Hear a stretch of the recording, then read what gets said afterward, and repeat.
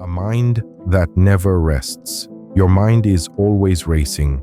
Notifications, deadlines, and an endless list of unfinished tasks pull your attention in every possible direction. But what if there was an ancient method capable of calming all that noise, a way to sharpen your focus like a laser and help you finally start accomplishing the goals you've been holding on to for years? In this video, I'm going to show you how the Lotus Method, inspired by Eastern wisdom, can transform your scattered thoughts into a clear, calm, and deeply focused state of mind. Miss this, and you may stay trapped in distraction forever. Watch closely, and this moment could become the beginning of a new life. Part 1. Ravian's battle with a resistant mind. Ravian is much like many of us. He has big dreams and knows exactly what he wants from his life. He wants to improve his health, grow in his career, and strengthen his personal life. But every time he tries to take action, something invisible pulls him back. It's not motivation he lacks. He reads self-help books, listens to podcasts, and constantly searches for things that inspire him. But the moment he tries to act, his mind becomes resistant. Instead of working on his goals, he catches himself picking up his phone and scrolling mindlessly. Whenever he plans to begin something important, his mind pushes him toward the easiest and most comfortable option. He's stuck in a cycle of delay, avoidance, and self-doubt. And the worst part? He knows exactly what's happening but still can't break out of it. This isn't just Ravian's problem. It's a universal human experience. The mind is designed to run away from discomfort, and whenever we face something unfamiliar or difficult, it pushes us toward distraction, entertainment, daydreaming, anything that feels lighter.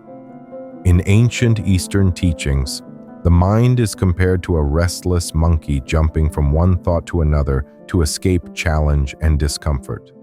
Here lies the first lesson of the Lotus Method. Before you can change the mind, you must learn to understand it. When Ravian realizes that his mind is wired to avoid discomfort, he stops blaming himself. He learns to observe his thoughts instead of fighting them.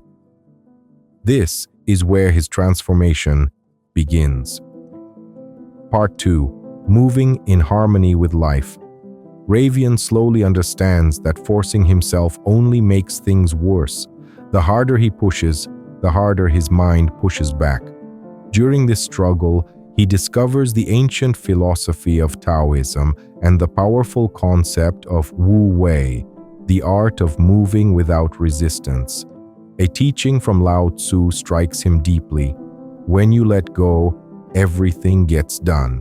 At first, it sounds strange. How can letting go help him move forward? Isn't success all about pushing harder? But the more he reflects, the more he realizes that he has always been swimming against the current, fighting his own nature and the natural flow of life. The Lotus Method teaches, progress doesn't come from more force, it comes from releasing inner conflict. Ravian begins to face difficult tasks without treating them as enemies. When something challenging appears, he pauses, breathes, and reminds himself this is part of the path, not a barrier. And with that small shift, the weight of his tasks becomes lighter. This is the second stage of the Lotus Method, letting go of resistance and moving with life's natural rhythm. But the journey doesn't end here. He must learn how to quiet his mind even further. Part 3. The power of stillness and inner reflection. As Ravian continues exploring, he learns about Zen and the practice of Zazen, sitting meditation. It looks simple, but as soon as he tries it, he realizes how challenging true stillness is. His mind swirls like a storm, filled with thoughts, noise, and urges to move. A teaching from Zen master Dogen rises in his memory. If you cannot find truth right where you are, where else do you expect to find it? He begins to understand that clarity doesn't come from constant motion, it comes from stillness.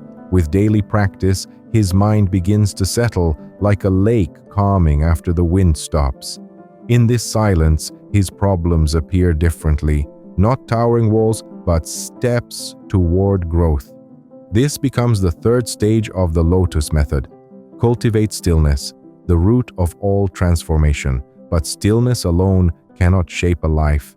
It must evolve into action. Part 4. Turning calmness into intentional action. Ravian's mind becomes clearer and more organized, but he understands that clarity without action leads nowhere.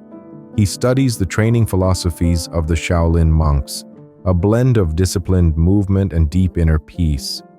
He learns a powerful truth.